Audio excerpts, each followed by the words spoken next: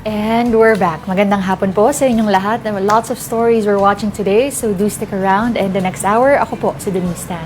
And I'm Lourdes de Vera. Spread the love, not the virus.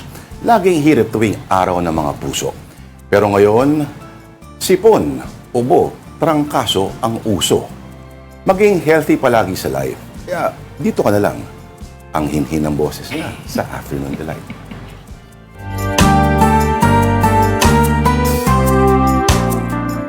Gusto mo, partner, ako na sumalo nito. It's another week at kalahati na ng Pebrero. Kamusta naman ang lalamunan? Mga lalamunan natin, mga partner. Bagay ba? Bagay ba yung parang mahinhin na mahinhin Hinhin, ako? para talagang Maria Clara. Hindi ko alam kung dapat tumawa ba. Ganun dapat ang kawain mo. Huwag ka tatawa kasi baka mamaya yung tawa mo ay ibang level talaga yan. Ano?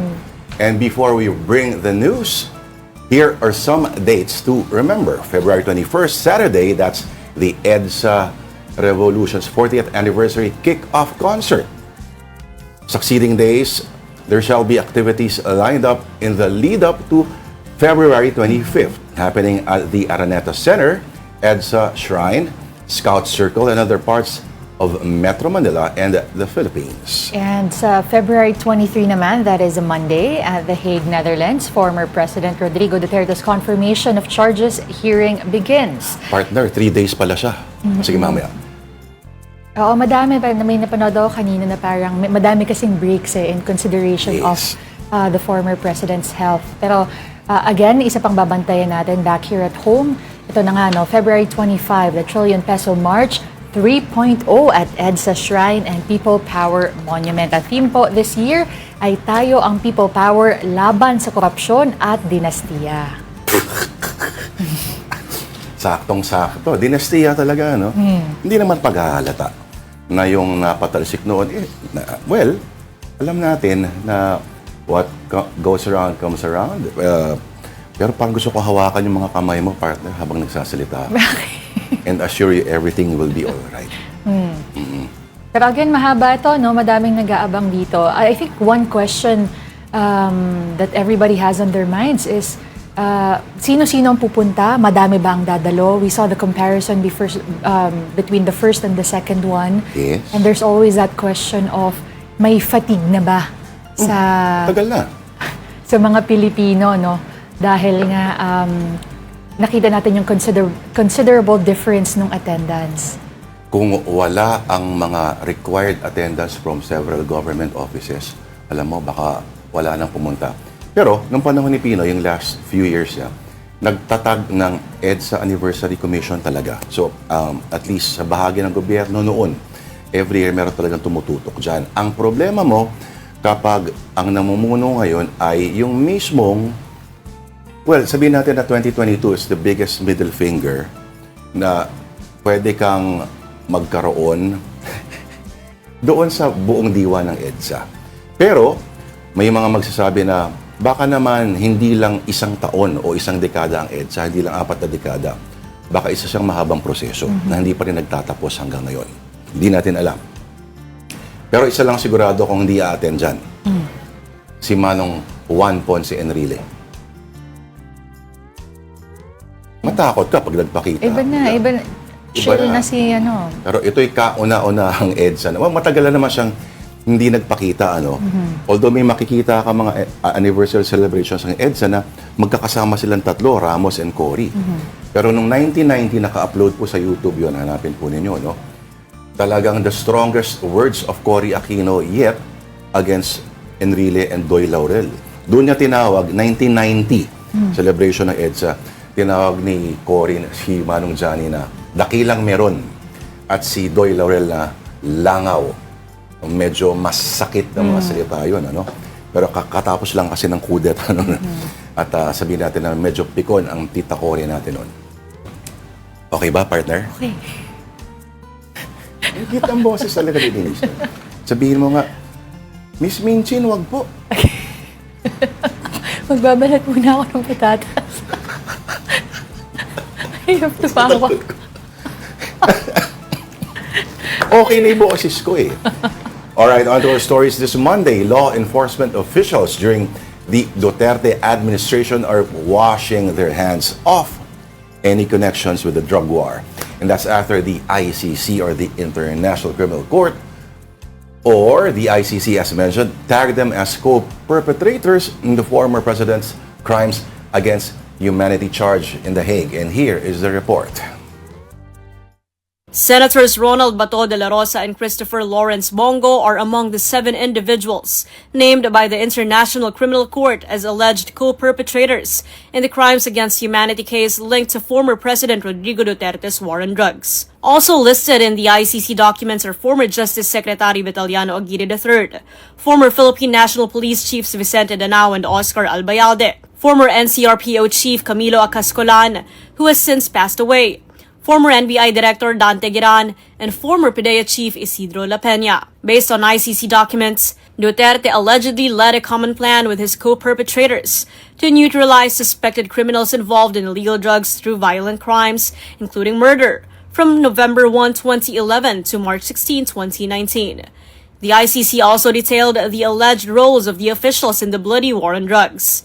Senator De La Rosa previously served as Davao City Police Chief before becoming PNP Chief from 2016 to 2018. Senator Go, meanwhile, served as Duterte's personal aide from his time as mayor of Davao City until he became president. According to prosecutors, during Duterte's mayoral period, he and Bongo allegedly used members of the Davao City Police and non-police hitmen, collectively referred to as the Davao Death Squad, to kill suspected criminals. During Duterte's presidency, the ICC said he and his co-perpetrators allegedly used a national network, including low-level members, to carry out the crimes under what was described as a common plan. Senator Go has denied the allegations, saying these are unfounded, one-sided, unfair, and have no relation to his role and responsibilities as special assistant to the president. He said he merely performed his duties in accordance with the law and with the intention of helping Filipinos, particularly the poor and vulnerable.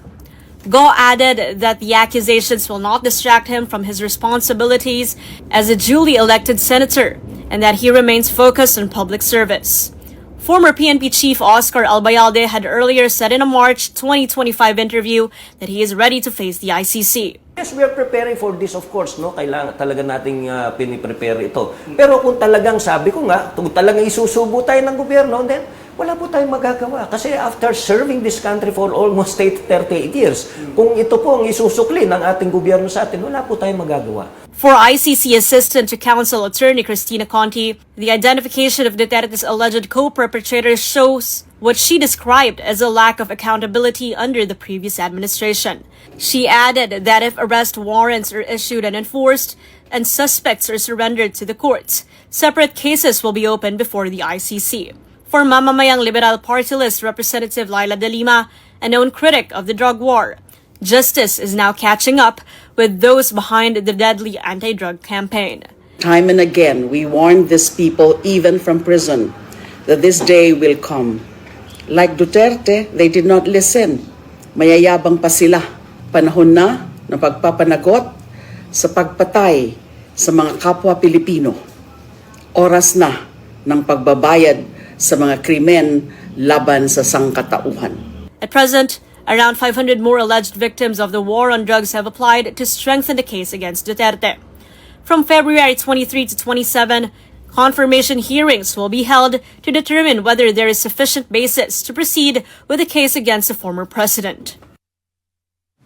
And as just reported, 2 senators have been tagged as co-perpetrators in Duterte's crimes against humanity charge at the ICC. Question is, what will the upper chamber's leadership do about it?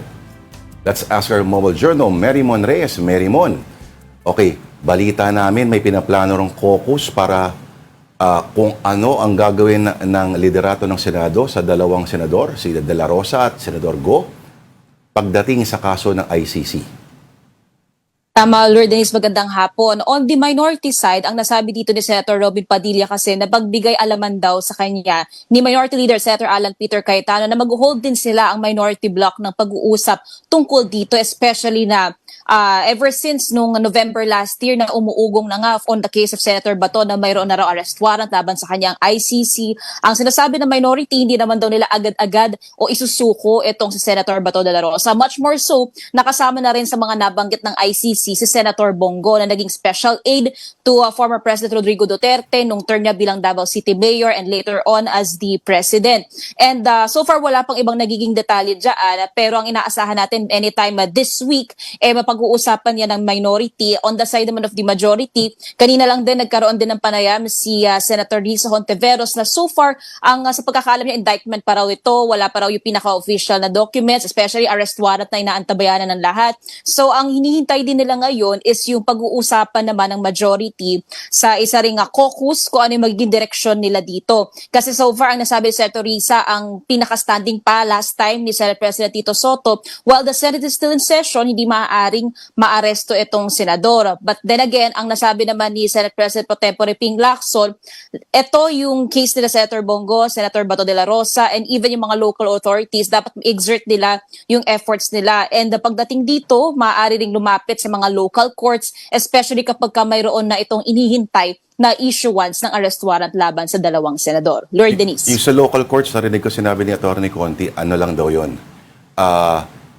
Hindi gano'n ang proseso sa ICC. Lalapit ka lang daw sa local courts kung gusto mong i-confirm yung identity no, nung aarestuhin. Parang gano'n yata, Marymon.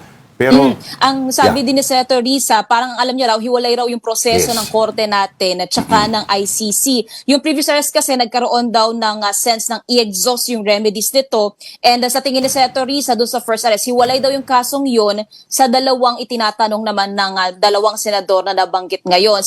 Similar principle should apply, pero kung paano raw aasta yung Senado dito sa dalawang kaso, yun naman daw yung pag-uusapan nila further, especially with SP Soto. Okay, sorry Merriman, when you say na yun yung pag-uusapan nila, is that with regard to maybe them maybe launching their own investigation into the matter dun sa dalawang senador that is now being tagged? Denise, wala pa kasi ibang naging detalye dito si SP Soto. Pero since last year, nung tinatanong na ng media itong Senado, yung liderato, ang tinitingnan din nila kasi dito yung technicalities. Na especially ngayon, physically, hindi naman present si Senator Bato sa Senado. Plus yung hopefulness ng minority na susuportahan ng liderato or tutulungan nila para hindi nga mabigay agad itong dalawang senador o mahanap nila yung hustisya na mula sa panig naman ng minority. So yan yung ilan sa mga nitty-gritties sa very sensitive na case na to involving yung dalawang senador na currently incumbent senators sila. oo. So, Marymon, sa tingin mo ba, dalawang senador na biglang hindi magpapakita? So far, Lord, yung si Senator Bato kasi since November, wala pa talaga physically. Pero yung office niya, yung staff niya, tuloy-tuloy yung operations. Yung si Senator Bongo, so far naman, nakakapanayam pa naman ng media, tuloy-tuloy pa rin yung kanyang mga aktibidad, yung pag-extend ng mga assistance sa mga nangangailangan, yung mga biktima ng sunog. Yan yung karamihan sa nakita kasi natin, yung mga hospital aids na kinakailangan sa mga nasunugan, mga naging biktima ng mga kalamidad. And yung isa sa inaantabayanan natin, yung confirmation lang din kasi umaasa din ng media na ngayon na makakuha din ng payag mula kay Senator Bongo sa pamamagitan ng isang press con. Ayun, inaantay ng lahat yan, ano? Oo. Pero, Yeah, go. no, Merriman, may balita ba? I know that his office, talking about Senator De La Rosa is still continuing its operations. Pero may balita ba kung nasan ba talaga siya? Are we expecting an official statement from their camp as well anytime soon? So far, Denise, wala pa kasi talaga. Even yung marami kasing pictures din ang nagre-resurface online na usually tinatanong din ng media, kino-confirm kung yun ba raw ay throwbacks o recent photo ba to. Yung lang picture kasi nito nasa mall. Yun pa nga, isa pa dyan, yung kinita niya si Atty. Israelito Torion, pero ang nasabi dati pa raw yun. So far ngayon, hindi pa natin masiguro talaga yung pinakalokasyon ni Senator Bato. Pero on the case naman of Senator Bongo, nakikita pa rin naman natin, present pa rin naman siya. That that would depend na nga lang sa mga susunod na linggo kung magkakaroon na ng shift sa mood inside the Senate. Denise. Oo, alam mo, style dyan, magpatawag kunyari si Tito, kunyari magkakaroon ng kudeta sa Senado. Malamang nasa parking area, mga dalawang yung pangalawang magtatago, baka sakaling magkasama sila doon, ano? At doon maaring kalawitin siguro kung pwedeng gawing technique yan. Pero hindi naman natin binibigyan ng tip yung ICC at yung mga naisa isuko. No? Walang kidnapang mangyayari daw, sabi ng ilan. Pero on another topic, ang public consultations tungkol sa anti-political dynasty. No? Tama ba? Sa Bulacan nga ba ngayon? O meron din daw sa Bacolod. Sa Bulacan. Yung Bulacan. una sa Pasig, tapos sa Laguna, tapos sa Bacolod. Ang hinihintay na lang natin yung mga final leg kung magkakaroon pa ng huli or 1 or 2 more consultative public consultations itong Electoral Reforms Committee Chair si Senator Risa Hontiveros. At kanina, yung ilan sa pinaka naging suggestion dito, for example, ni Attorney J.T. Leonardo Santos from the Pampanga State University, parang maganda raw na bukod dito magkaroon ng penalties yung mga may planong tumakbo. Una, kapag ka nag-file daw ng certificate of candidacy yung isang mga kandidato, and then later on daw nalaman niya na may kamag-anak din siya na may plano ring tumakbo or nag-file din, dapat daw i-disclose ito sa COMELEC. Kung hindi raw, pwede raw maganda sanang lagyan ng penalty. Bukod naman dyan, dapat din daw, naging suggestion din or recommendation rather ni attorney, maglabas daw or maglagay din daw ng first to file rule para mag-unahan itong mga kandidato from certain political families or dynasties. Para raw, either way, kung ang implication nito is mag-usap-usap na lang kung sino raw yung tatakbo, sino hindi na dapat tumakbo, para hindi na magkaroon pa ng violation nung ipapasa na anti-political dynasty bill or law. Yung isa pang na-raise din dito, ang nasabi pa nga ni Attorney Lambino, blood is thicker than water. Pero ang tinitignan kasi, yung pinaka-primordial reason daw ng anti-political dynasty is yung closest relationship of human beings. So napag-usapan kanina, yung level ba ng suporta sa kamag-anak versus sa hindi kamag-anak, magkapareho ba, mas malalim ba, mas malakas ba o mahina? Yan yung ilan din sa mga maganda raw na talakayin kapag finormulate na itong anti-political dynasty law. Kasama na rin dyan itong natanong nga na masasakop ba niyan yung mga magjojowa Yan. na mga politiko. Yan. Ang sagot dyan ay, Ano? Blood is thicker than water sa ngayon. Pero iyan yung sinasabi ni Senator Risa na yung scope ng anti-political dynasty bill or law, yan yung gusto talaga nilang marinig, malaman. Kaya sila nagkakaroon ng public consultations. Kasi yung iba sinasabi hanggang second civil degree of consanguinity, yung iba ang gusto hanggang fourth civil degree of consanguinity, hanggang pinsang buo. Kasi ang na-raise pa nga ng ilang mga law students na pumunta doon sa consultation na meeting kanina, hindi lang naman daw porket pinsan lang daw. Yan yung iba raw ang turing parang kapatid na rin. So same din yan doon sa na-raise ni Kiko Aquino D from the Anti-Dynasty Network na ngayon, yung kapatiran din daw nakakita na rin sa magpipinsan. So yan, consider yan nila Senator Risa and optimistic sila na hopefully by March or late March sa side ng Senado, meron na silang mapo-formulate talaga ng anti-political dynasty bill. On the side of the House, hindi raw sila sure pero hopeful sila na by this Congress, meron na raw may sasapasa. Kanina nga may binabanggit pa paano kung crony daw.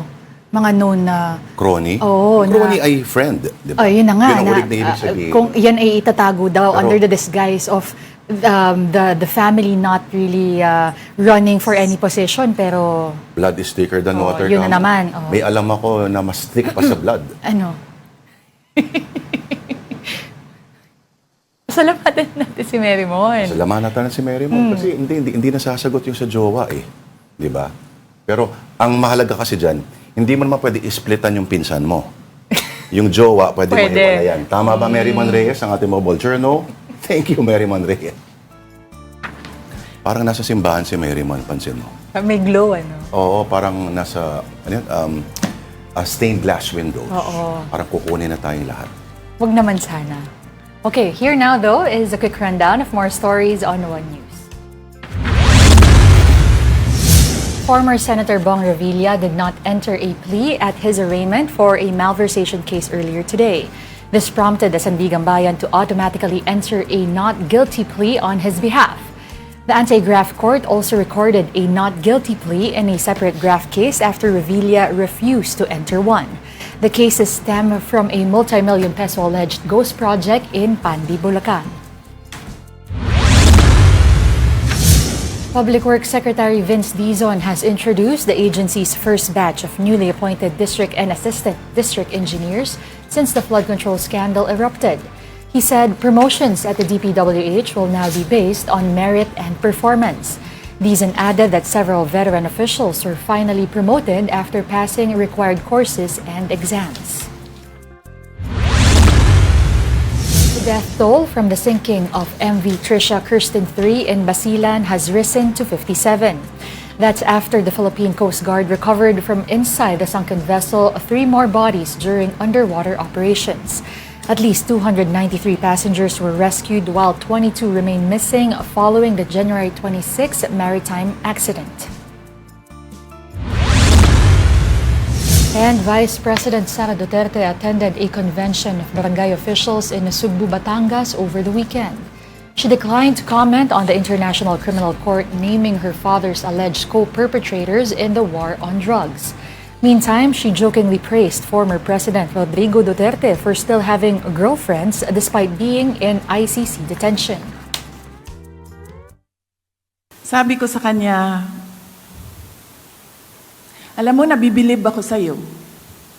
Dahil nakakulong ka na, pinag-aagawan ka pa rin ng mga girlfriend mo na nasa labas.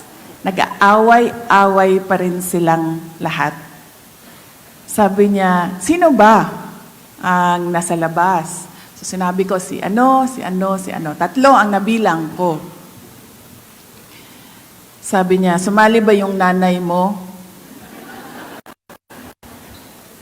Sabi ko, ay hindi na siya sumali kasi tapos na daw siya.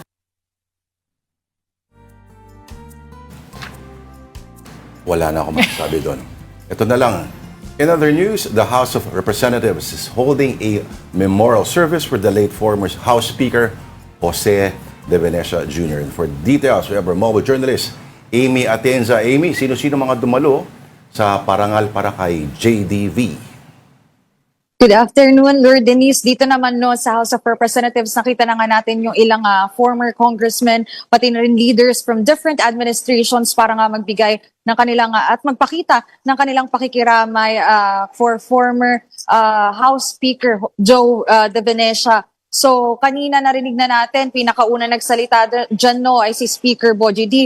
Pinaka-highlight niya dito yung type of leadership daw na meron si Manong Joe, kung tawagin nila, at sinasabi niya na yung pagiging visionary leader ni Manong Joe dito sa Kamara ay na-apply pa rin nila ngayon at nabanggit niya pa rin na meron nga daw sila nung time na speaker ito ay meron daw iba't ibang opinion. Pero at the very end naman ay talagang respect pa rin yung ipinapakita. Nakita rin natin dito si former President Gloria Macapagal-Arroyo at ngayon nga ay Pampanga Representative Gloria Macapagal-Arroyo na kung maalala natin, anong term niya ay doon naging House Speaker itong si Manong Joe. At sinabi niya naman dito yung pagiging entrepreneur daw, yun daw yung pinaka naging highlight for her doon nga sa naging tenure ni Manong Joe kung saan yung strategic dialogues, maging yung mga timing and discipline na meron sa isang negosyante, yun yung na-apply niya talaga bilang House Speaker din. At ilan pa yung narinig natin, nandito din sina former Senate President Manny Villar, sina Senator Lauren Legarda, around 21 na congressmen and leaders from hindi lang sa Pilipinas kundi pati sa mga embassy ay nagpakita nga ng kanilang pakikiramay dito mismo sa Kamara. Oh, pero nung panahon din ni Presidente Arroyo, doon medyo nag-fall out of favor. Saglit lang si Manong Joe kasi dahil doon sa yung involvement sa NBNZTE nung kanyang anak na si Joey De Venecia.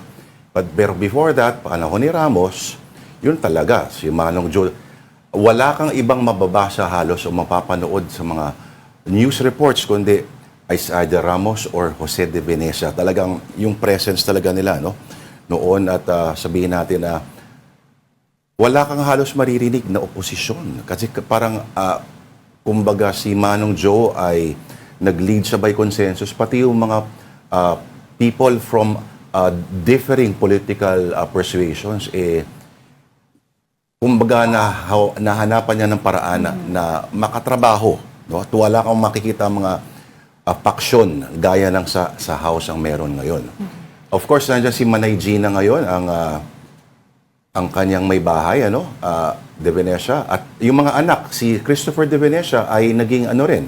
Tama ba, Amy? Former representative Oo. ng 4th District ng Yes. Pangasinan. So, ayun, actually, nakaka-curious din, no? Kasi nung 2008, if I'm not mistaken, no, itong si Joe De Venecia, medyo parang narinig natin dito, no, may parang criticism pa na kwento na nag-draw pa nga ng criticism kasi allegedly parang sinasabi niya daw noong 2008 si GMA daw yung behind sa pag-oust nga sa kanya dito sa House of Representatives kasi cut short nga yung kanyang House speakership. Pero so far, wala naman tayong naririnig pa. Abangan siguro natin after talaga ng event if may masasabi siya doon. Pero yung pakikiramay naman ni GMA talagang nandun talaga. At yun nga, Siyempre, of sinasabi course, niya na you don't say that during if you attribute na parang ganyan. Pero the fact na nagpakita sila sa politika naman sa Pilipinas, parang walang personalan naman yata eh. Pero ito, hindi ko makakalimutan dati. Si JDV, in-interview ko sa bahay niya sa Makati. Sabi niya, "Oh, Christopher, he's an even better politician than I am." Sabi niya yan, ha? Pero saan dadali ng mga labi ni Manong Joe pagkatapos ng necrological service? So after nito, no, I expected 2:30 pero medyo madami pa tayong expect. May prayers pa after. Pero yun nga, after nito, nasa Heritage Memorial Park na yan sa Taguig City. And sa Wednesday naman, doon na yung libing niya sa libingan ng mga bayani. So yan yung mga expected activities natin. Nakita din natin sa ibang reports, no, na may mga nakaabang din talaga na supporters itong ni JDV, no, para nga makiramay din sa pagpanaw niya. Oo. Alright. Maraming salamat sa ating mobile journal, Amy Atienza. And it's time to take our first break. And as we do so, here are the global headlines from the Associated Press. And Afternoon Delight will be back. This is AP News Minute. EU Foreign Policy Chief Kaja Kallas addressed the Munich Security Conference Sunday, alluding to criticisms by the Trump administration that Europe faces civilizational erasure with the immigration policy and declining birth rates. Iranian state media reported that its top diplomat will attend the second round of indirect nuclear negotiations with the U.S. in Geneva Sunday. Foreign Minister Abbas Araghchi and his delegation left for the Swiss city after the first round of indirect talks took place in Oman last week. The International Space Station returned to full strength with Saturday's arrival of 4 new astronauts to replace colleagues who bailed early because of health concerns. At the Winter Olympics, a curling controversy erupts as Swedish curler Oscar Eriksson accused Canadian Mark Kennedy of breaking the rules by double touching the curling stone after its release.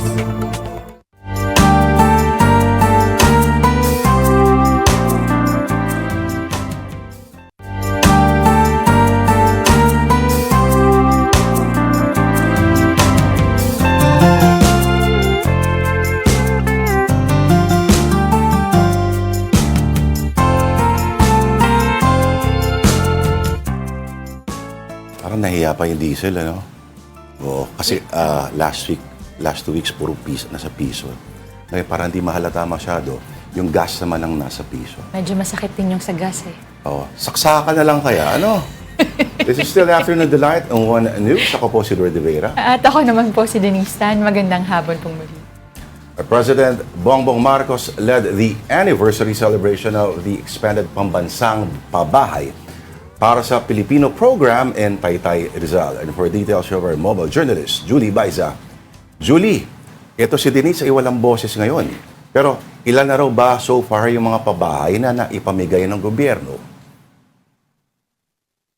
Lord, kanina nga pinangunahan ni Pangulong Bongbong Marcos yung 7th anniversary ng DSUD at in-inspection na rin niya yung mega-wide precast plant sa Taytay, Rizal. Doon sinabi nga ng Pangulo na nasa 423,000 na yung housing units na naipamahagi sa ilalim ng kanyang administrasyon mula yan noong July 2022 hanggang sa January of this year, 2026. Kasama na rin dyan yung mga binigyan kanina ng mga beneficiaryo nga ng expanded 4PH. For context, yung expanded 4PH, yan na yung kasama na rin yung mga middle income, yung mga other workers na nakakapag-apply through Pag-ibig Fund, ano. And kanina, ang kakaiba dito sa precast technology na sinasabing nga gagamitin na sa pagtatatag ng mga bagong housing units or around 7,000 na housing units, mas mabilis na siyang gawin kasi yung mga concrete, yung pader, yung iba pang mga pundasyon, ginagawa na siya dyan sa planta tapos sinadala siya sa construction site para i-assemble. So inaasahan nga nung admin na mas mabilis yung magiging proseso or paggawa ng mga housing units. Parang prefab. Oo. Pero Julie, sorry, when you say mas mabilis, pag sinasabi nila mas, we're talking about how many months to, paano naka-cut down yon? And ano ba yung housing target ng gobyerno until 2028? Denise, doon muna ako sa mas mabilis. Ano. For example, itong initial na proyekto, yung 7,000 housing units, inaasahan siya ang maximum up to 2 years. Ano. Pero umaasa nga na mas kaunti doon yung maging construction time, kumbaga, kasi nga through this, baka mas mabilis yung magiging pag-assemble, mas madali, and mas maaga yung magiging pag-move in, kumbaga, ng mga beneficiaries, ano. And doon naman sa target na housing units, kung itong precast, sa ngayon yung meron pa nga lang na nai-anunsyo is yung 7,000 housing units. Pero kung ang pagbabasihan naman natin is yung buong programa, meron kasi nga iba-ibang programa, merong vertical, merong horizontal na housing units na program ng administrasyon. So inaasahan doon na makakabuo ng at least 1M na mga housing units. Mababa na nga yan from previous na pagtataya, no, nung panahon ni former Secretary Acuzar, 1 million per year na housing units yung tinarget na natagpuan nga na talagang hindi kaya or hindi doable. Kasi nung time na yon, pagpasok pa lang ng admin or at least nung 2022, 6.5 na yung housing, 6.5 billion na yung housing backlogs natin. Ba? Maganda yung mga bahay, Oo nga Parang- Yes, oo. Ang sabi nga ng Pangulo kanina, kasi kasama rin naman yan, iyan kasi pinapakita natin, model unit lang yan. Yung model unit kasama sa mga inikot nga, ang sabi nga niya, mas decente na. Kasi kung makikita ninyo, medyo malaki na rin naman siya, 27 na square meters na. Meron niyang kwarto, merong kusina, may isang palikuran, may living area. So kumbaga kung ano-ano yung kinakailangan for a decent living, meron naman kompleto doon sa model unit na ipinakita. Pero syempre, wala naman yung, for example, yung magandang bed. Hindi naman yan kasama doon. Hindi naman fully Yun lang. furnished yung mga unit. O sana sinabay na rin kasi 'di ba pag hindi ganyan kaganda yung kama, tapos normally maglalagay ka pa ng sampayan diyan. Hindi, tsaka cabinet, wala Yung akong mga napansin nakasabit dyan ng mga lalagyan malalaking ng mga panty, gamit. malalaking brief na parang bacon, nasisira yung aesthetics ng bahay. Pero, okay, stand-alone houses talaga ito mga to, Julie, no? Hindi parang yung mga proyekto dati, alam ba, yung Bliss, ng magulang ni President Marcos noon, building type, apartment type. Ito hindi, mga bahay talaga.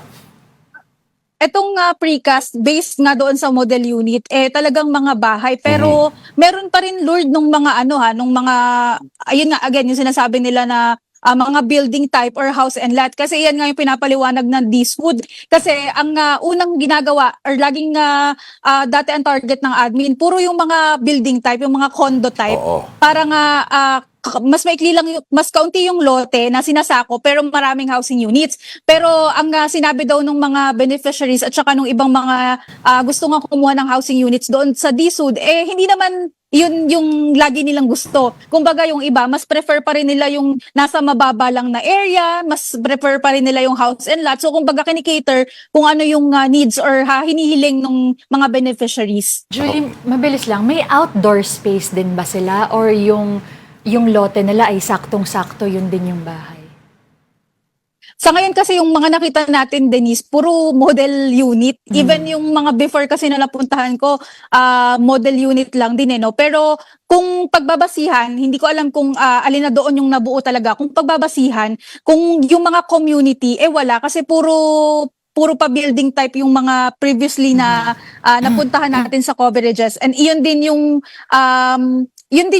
model, kumbaga, building type. Pero meron na para siyang community. So parang meron silang nilalagay doon sa baba na for example, meron siyang basketball court. May mga ganon. May mga areas for recreation. Correct. In short, pwede mag-inuman sa harapan o sa likod. Pero dapat Pwedeng siya- tumambay. Pwede tumambay. Pero tumambay pagkatapos magtrabaho. Syempre. Eh, higit sa lahat, dapat ipagbawal ang mga videoke dyan. Kasi dyan magkakasiraan yan eh. Maniwala kayo sa akin. Alright. Maraming salamat sa ating mobile journalist, Julie Baiza. Pati na rin turuan sila ng mga magandang, yung mga interior designs. Diba, kung ano yung magpapasikip. Parang huwag nyo kunin to kasi masisira yung flow. How to maximize the spaces. Yes. Alright. At huwag mong ilagay ng sampayan sa harapan. Sayang. Meantime, a prayer rally will be held at the EDSA Shrine for the upcoming 40th anniversary of the EDSA People Power Revolution. And for details, we have our mobile journalist, Fatima Baduria. Fatima, sino-sino ang mga nanguna doon sa press conference at kailan gaganapin ang prayer rally? Lord, Denise, tatawagin niyang prayer tower sa EDSA ang prayer rally sa linggo, February 22, para sa ika-40 anibersaryo ng EDSA People Power Revolution. Gaganapin ito sa tapat ng National Shrine of Mary, Queen of Peace, o yung EDSA Shrine. Kanina nga nagdaos ng press briefing ang organizer ng prayer rally na si Father Jerome Siciliano, rector ng EDSA Shrine. Kasama niya si Father Robert Reyes, ang convener ng Clergy for Good Governance. Ayon sa kanila ay magsisimula ng alas 12 ng tanghali ang misa na pamumunuan ni Cardinal Pablo Virgilio David. Ito daw yung magiging simula talaga noong kaganapan. No? Tapos pagkatapos ng misa, 2 p.m. ay mismo prayer rally. At nag-imbita nga rin daw sila ng iba't ibang speakers. Kabilang na dyan si Senator Bam Aquino. Pero sa ngayon, si Senator Bam Aquino pa lang yung natitiyak natin na talagang dadalo bilang speaker dito, Lord. Grabe, no? Ang ang tawag dito, proactive ng simbahan ngayon kasi pati na rin ang mga simbahan na may pati yung mga yung mga Catholic universities and colleges, no? Proactive sila ngayon dahil parang feeling na kailangan mas aksyonan, no, para hindi mawala yung diwa ng selebrasyon. Okay, pero Fatima, ano pa ba yung mga Novena Mass para sa 40th anniversary? At meron din bang mga performances na nakaschedule maliban sa mga Novena Masses? Lord, bilang paghahanda nga na magdadaos daw ng Novena Masses tuwing 6 p.m. simula ngayong araw hanggang February 24 at nabanggit nga rin nila na ang mamumuno sa bawat misa ay iba't ibang bishop at archbishop mula sa iba't ibang lugar dahil tanda raw ito ng national unity. So, kabilang dito yung mga bishop ng Cubao, Malolos, Lipa at Manila at iba pa, Lord. Para raw talagang mapakita na ito ay pagkakaisa ng iba't ibang mga kasama nila kahit sa iba't ibang lugar pa, Lord. Fatima, ano naman yung mga nababalitaan mo pa about the 3rd trillion peso march? Ano rin yung mga paalala nila dun sa mga gustong dumalo? Denise, ayan nga, inaasahan natin yung 3rd leg ng trillion peso march sa February 25 na inorganisa naman ito ng CBCP o yung Catholic Bishop Conference of the Philippines. Sa People Power Monument naman ito magaganap. At actually, kabilang nga rin dyan sa rally yung Clergy for Good Governance, na kasama dyan si Father Robert Reyes. At tabanggit nila na bilang pakikiisa sa rally nitong National Shrine ay magdadaos din ng misa sa EDSA Shrine sa mismong February 25. At yung mga kasama naman sa rally ay dadalo rin dito. So mula sa People Power Monument ay magmamarcha sila papunta sa EDSA Shrine para makadalo doon sa misa. Alright. Kung wala ka na ibang tanong, partner, maraming salamat sa ating mobile journalist, Fatima Baduria. Thank you, Fatima. And right now, we also give you a quick look at stories from our media partners. On the Philippine Star, the BRP Miguel Malvar has joined joint drills in India, its first ever mission there. The Philippine Navy described this as a historic milestone as the Philippine Missile Frigate takes part in the 3rd Indian Navy International Fleet Review and the Multilateral Naval Exercise Milan 2026. BRP Miguel Malvar left the country on February 5 and arrived February 14th in Visakhapatnam. Meantime, on Business World, one headline reads, Government to bid out Semirara coal contract. That's after the Marcos administration turned down the renewal request of SMPC, or the Semirara Mining and Power Corporation, led by the Consunjis. Instead, the Energy Department says the contract will be open to bidding later this year, which SPMC can still join. The coal-operating contract, originally set for 35 years, was issued in 1977, granting SMPC the exclusive right to explore, develop, and mine coal on Semirara Island until July 2012. In 2008, the DOE extended the term by 15 years, giving the company until 2027 to mine. For more details of these stories, you can visit the social media pages of the Philippine Star and Business World. Do check out as well the social media platforms of One News PH for the very latest news. And down south, Cebu City Mayor Nestor Archival held a media conference this morning. And for the latest, we talked to our man in Cebu, Dale Israel. Dale, tungkol saan ang press conference? Ngayong hapon, Lord and Denise, the city government is set to provide yung breath analyzers to police officers to strengthen the campaign against drunk driving. Kasi Mayor Archibald said that this move will improve road safety and ensure stricter enforcement of traffic laws. The city is also looking into implementation and strengthening of Cebu City Traffic Office operations to enhance traffic management and monitoring. In context, kasi Lord, a recent hit-and-run incident that has become highly emotional yung mga tao after it was revealed that young people were involved and prominent families are also involved. Families and community members here are calling for justice as authorities continue the investigation. Mayor Archibald said he will support whatever action or resolution the City Council will approve. The mayor emphasized the importance of due process in addressing the matter. For Valentine's Day also, Lord, there's a road crash that hit a couple during Valentine's Day na nagpunta sila sa South Road Properties. City government is proposing the construction of a walkway or skywalk in the area. Mayor Archibald said the project aims to protect pedestrians and prevent similar accidents in the future. The mayor also added that the construction of the walkway should start before March this year. And also, another topic in the press conference is the carbon public market. Mayor Archibald assured that there will be no increase in fees for vendors. This comes after Mayor Archibald had a dialogue with protesting vendors and raised concerns about possible fee adjustments. Mayor Archibald assured the vendors that there will be no increase in the rental fees. Meanwhile, there's a review of the contract of the Mega World and Cebu City government, and it's still ongoing with the active involvement of the City Council also. Dito naman tayo ngayon sa Chuon Temple, dito pa rin sa Cebu City dahil abala na ang mga Chinese community natin dito sa Cebu City sa iconic temple na ito for the Chinese Lunar New Year. There will be a lot of activities tonight. Starting at 6 p.m., there will be a Chinese New Year countdown along with fireworks by 12 midnight tonight. There will also be bell ringing. Many of those who will be here at the Chinese temple will be donning Chinese costumes. There will also be wishing tree. And several booths have been set up here. It's just like parang fiesta. There is no particular Chinese town here in Cebu, but historians often describe the entire city of Cebu as a Chinese town because there's actually a vast trade before the Spanish times. Chinese delicacies will also be set up here for sale. Dragon dance naman at lion dance will also be performed. And games for those who wish to come here at the Chuon Temple. This will be open to the public, and it's happening all tonight at 6 p.m. Back to you, Lord and Denise. At saka siomay sa tisa, Dale, no? Di ba? Alright. Maraming salamat sa ating One News Cebu Desk, Dale Israel. Thanks, Dale. You're still watching Afternoon Delight on One News. We just need to pause for another break. We'll be right back.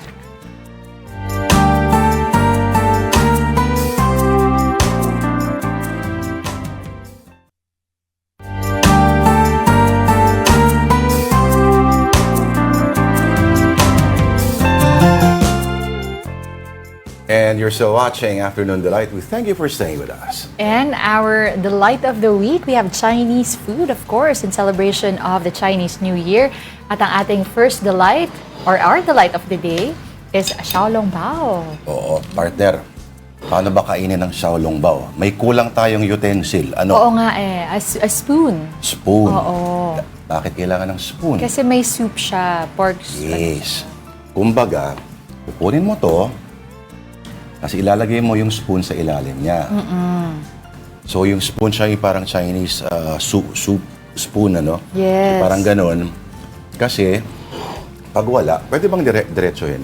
Ah, as long as hindi sobrang init. Hindi na. Oo. In fact, inabsorb na Nung ano. yung soup.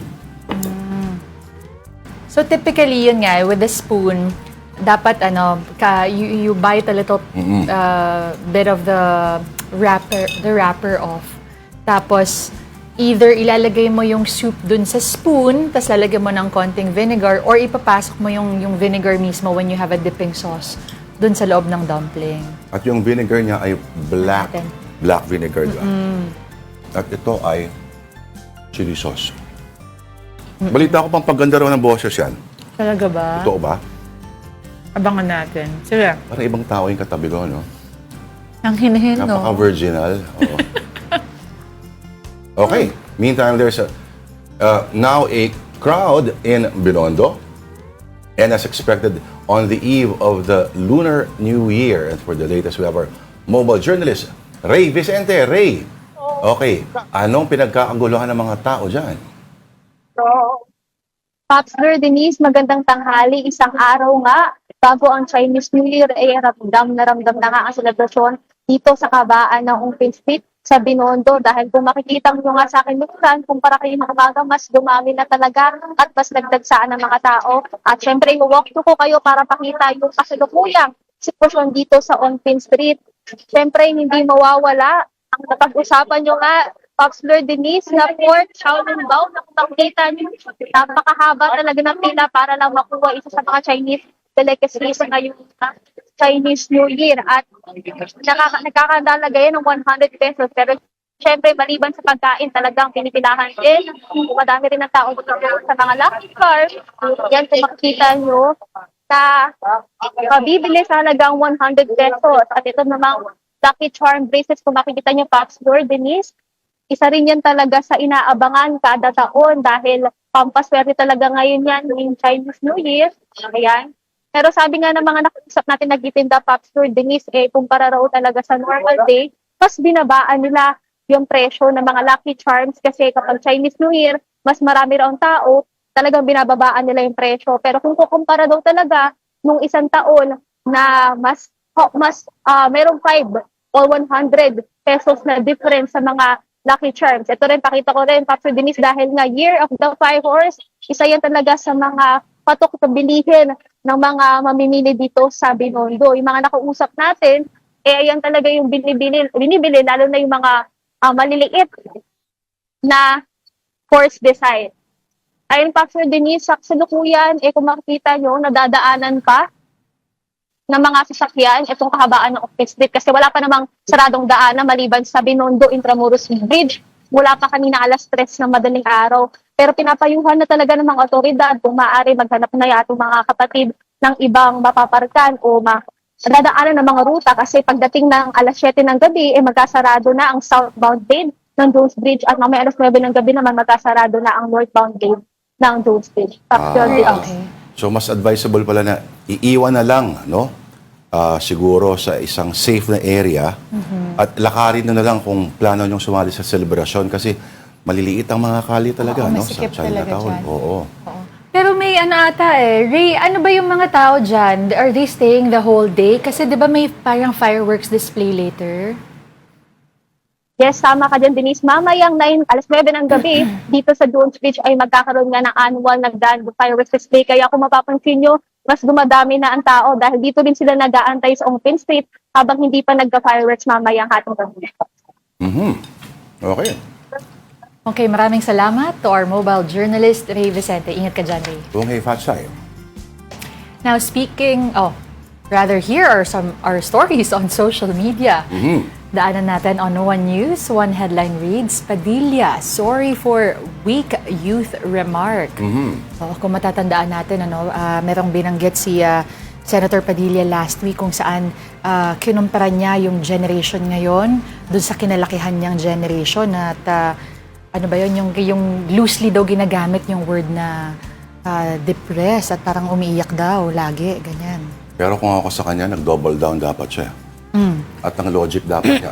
Kita ninyo, simpleng comment ko lang na offend kayo lahat. Talaga weak kayo. At gano'n, di ba? Oo. Pinanindigan niya. Paano, kung ako saan sabihin niya, paano gagawa ng great things ang generation ninyo kung isang comment lang sa social media, gumuguho ang mga mundo ninyo? Well, halo-halo kasi ang reaksyon ng netizens, ano.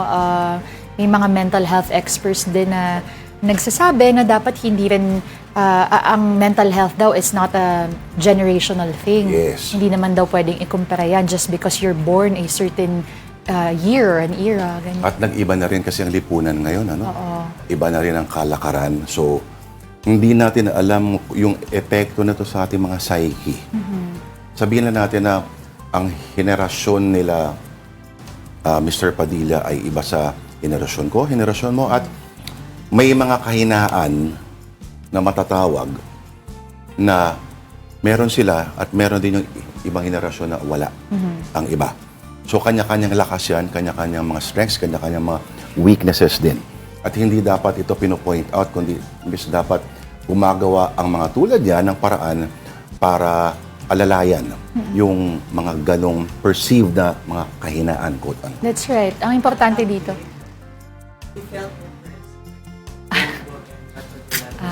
Ay, iba yan. Iba Yung depression. pa yun. Anxiety ang tawag. He used the word depressed. Parang iba yata yun. Diba? Ang iba yung depression, iba yung anxiety. Iba yung kinakabahan. Oo, yung depression as clinical, as clinical phenomena, iba siya. Okay. Pero ito, Diyos ko, We move on to our next story on the Philippine Star via Live. First edition of El Filibusterismo's fetches 21 million pesos at the auction. beating the previous record set by another Jose Rizal book. Yung Noli Me Tangere, no, na ganun, mahal kasi siya kasi napirmahan. Pero marami namang mga reprints, no, na pag hinawakan mo, kuwang-kuha nila yung actual size, yung actual ng papel, pati yung malaki kasi talaga siya, no. Nung panahon na yun kasi, susulat ka sa manuscript at ibibigay mo sa printer yung handwritten mo, sila nang bahala. Etong si Rizal planned a much longer book, no. He planned the El Fili to be a much longer book than the Noli. Pero dahil walang pera si Rizal, yun, depression ng mga panahon na sinusulat niya ito kasi walang yung mga nangako sa kanya na magbibigay ng financial support, wala. At naisanla niya ng lahat ng mga alahas, ari-arian, surviving on biscuits, na tipid, pati sa tsaa. Tsaa na lang iniinom sa Belgium, no? At talagang, at ito pa, 30% ng mga pahina originally, kailangan niya i-blacken out kasi kailangan bawasan kasi wala siyang pera. So as he went along, yun yung printing tsaka Belgium, kaya siya sa Belgium nagpa-print kasi infinitely mas mura compared sa France tsaka sa Germany. Ngayon, as work of literature, Noli is a much superior work. Kasi literature talaga siya as opposed to, kasi di natin masasabi kasi maraming mga pahina na nawala. Mas lumalabas sa parang mas propaganda ang El Fili, which is a lot darker. Satire talaga yung una at masaya basahin. Itong sa pangalawa na 1891 niya natapos. Pero sabi niya, mas ganado raw siya nung sinulat niya ito, mas furious daw. But then again, may mga parts doon na kailangan niyang i-edit surugin out. daw. Lungkot. Oo. Makikita mo naman yung resulta. Hindi pa rin binabasa ng mga Pinoy yung mga gawa ni Rizal. May nagbabayad ka ng 21 million, pero yun, amulet? Nagulat ka ba dun sa 21 million? Hindi. Kasi kung rarity siya, tsaka sa mga auction naman yan eh. Kasi, ako kasi nagulat ako. I thought, dapat mas mataas Mas mataas pa. Oo. Well, hindi nagbabasa ang Pinoy. We are not exactly book readers. So, malamang kung kung jersey ng basketball player, baka mas mahal pa. Mas mahal pa. Hindi naman siguro. Sana naman hindi. Yung mga pinawisan, yung mga gaya, may ganyan tayo, yung parang, ang tawag doon, parang amulet sort of power. So, pag hinawakan ba natin yung mga libro ni Rizal, ay magiging united tayo? Hindi. Ang essence sa mga gawa ni Rizal ay basahin ang mga gawa ni Rizal. Ngayon, babasahin natin ang comment section. Tingnan natin. Naintriga ako ano masasabi nila sa tinig mo, Binibining Tan. Batiin na natin. Ay, nanonood pala everyday. Raul and Edith Victorio. Ano kaya? Tita and tito kaya nasa Canada sila. But they're here in the Philippines. Bumibisita. Hello! Ay, hello po sa inyo. Sila Marion Ladja at si Lulut. Sorry, hindi ko kayo na ano kasi yung boses niya, mas malala pa yung boses ko dyan last. Ang boses ko ay ganito. Ganon, ano? Si Larasen, kung nanonood ka ngayon, Larasen, naka-ere pa ako hanggang alas 3 at mamaya babalik pa ako sa ospital. Okay? Sino pa ba? Si ano? Uy, batiin natin yung fan mo. Yung naghahatid sa akin ng dyaryo, no? Sino? Ito, si Ginoong... Ano pangalan nito? Kung ma-search. Tito Radel, Tita Jane Catapia. Hello po. Diba? Talagang parang mahinhin na dalaga. At itong si Denise Tan talaga. Uy, magpasalamat pala tayo sa mga nag-fill in sa atin last nga. week. Diego Castro Si Danny. at si Danny Laurel. Opo. Hindi ko nga kayo napanood. Sayang eh. Teka muna. Oh. Ito si batiin mo si Aaron Revilla. Hi, Aaron Revilla. Hello. Thank you for watching. Alright. And should that do it? O may babatiin pa ba tayo? Pahabol ka pa ba? Hindi ko kasi mabasa. Kasi, Okay lang. Yung mga usuals natin, si Alex Fuentes, si Tito Mike Policarpio, Prof. Mark Pasco, sino pa? Elmo Cardenas, Letter B Light. Sige. Kung nanonood si Gretchen Ho, nasaan ka man ngayon, Gretchen Ho? Lumipad si Gretchen. Nakita ko yung post niya. Ano? She went out of town. Ngayon. Oo, may racket na naman ang lola natin. Hindi. Hindi Alam ko kung nasaan siya ngayon. Ayun. Huwag na nating i-bulgar. Okay, that will have to do it for us this Monday, February 16. Thank you for watching Afternoon Delight. Ako po, si Denise Tan. Ang boses si Denise Tan, pagdasal natin na sana'y manumbalik muli. Join us again tomorrow, 2 p.m. Ako po si Lourdes de Vera. Kapatid, we are One News, all sides, all the time. Have a delightful afternoon.